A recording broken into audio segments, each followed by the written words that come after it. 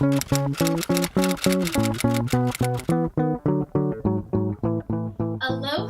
I'm Erica and you're watching Job Seeker Chronicles.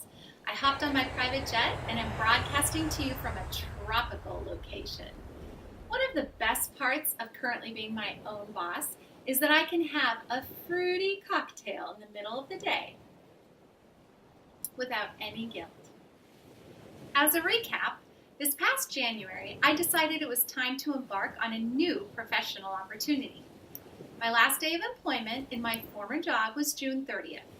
I've been actively seeking work for almost 2 months. It's been an interesting ride, one full of hilarious stories, emotions that have ranged from excitement to depression, and filled with tons of learning. Job Seeker Chronicles is a space for us to connect around the adventures of looking for employment.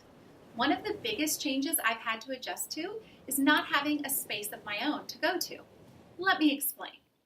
I'm a mom to these two, and a wife to this guy. Our kids used to share a room, and we had a home office.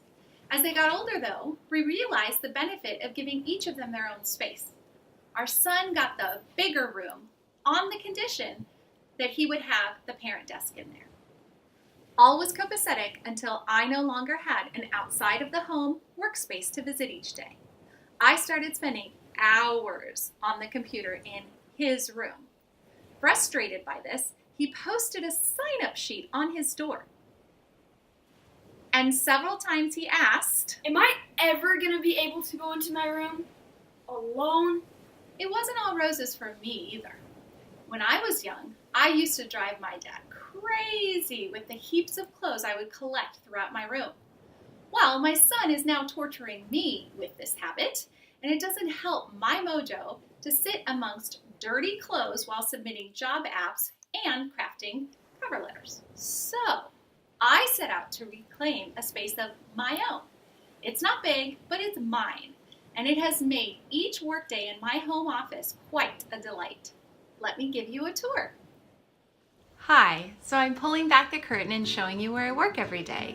No, it's not on a tropical island. It is in fact in my home. I'm going to turn the camera around and give you a tour. There it is, my desk. A tiny little desk from IKEA, but all that I need. Over here to the right is a bookshelf with a collection of books that I've gathered over the years. Sitting at the top is an illustration from China of a teacher and his pupil.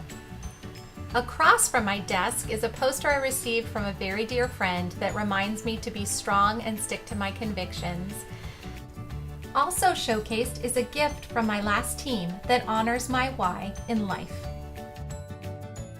I want you to be able to see the blue screen that I've been talking about. Here it is, thumbtacked to my wall. And you can also check out the microphone stand that I have. I know, quite sophisticated. This is where I place my laptop. And to the left of that, you can see all the scripts. I'm still not quite ready to ad lib on video. And that light back there, that's how I enhance the lighting in the room. Do you have a workspace to call your own right now? If you don't, carve one out. What items do you need? When will you make it happen? Do it. Don't get stuck in grieving the loss of your former go-to location. Instead, take ownership of your current reality and make it a place where inspiration wraps itself around you. You've got this. WeWork is a growing company across the globe where you can rent a desk, a room, or a whole floor if you need to.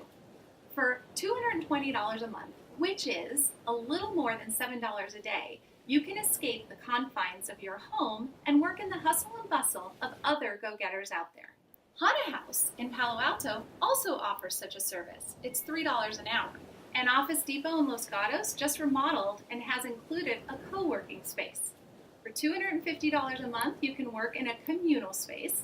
$450 gets you your own desk. What I want you to hear me say is, do not allow the excuse of not having your own space hold you back.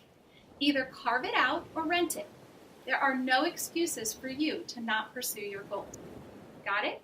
Our time is up today, but before you sign off, I need you to do one very important thing. Subscribe to this Job Seeker Chronicles blog by clicking that red button below. So far, we have 16 subscribers.